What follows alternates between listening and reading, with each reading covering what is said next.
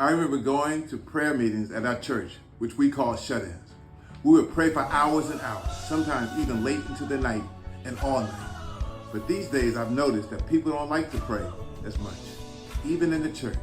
And I'm not saying that this is true for everyone, but a lot of people do find prayer challenging, especially when praying for extended amounts of time.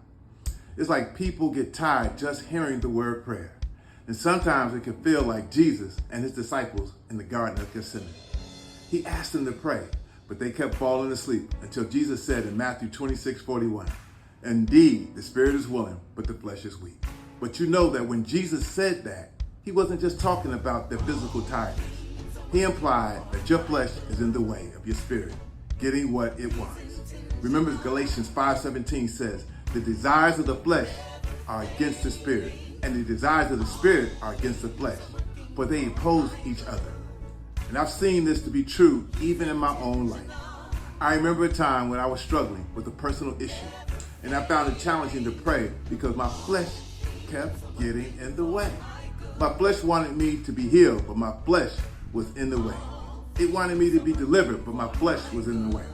My spirit and God's spirit agreed that I should have it, but my flesh denied it because it kept getting in the way. So how do we fix it? We get the flesh out of the way by crucifying it through prayer and fasting, by denying its passions. This means even if you don't feel like it, push past what you might feel and pray until your flesh submits to the desires of God's spirit in you. Don't let your flesh block you from getting what your spirit knows is best for you. Despite how lazy you may feel, pray. Your flesh must submit. I understand this journey is not easy, but remember, God is with you every step of the way.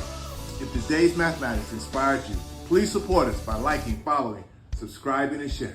And for free counseling and our blueprint for rebuilding your life and community, visit InfoRebuildTheCity.com and let's rebuild the city. Ashe. Together.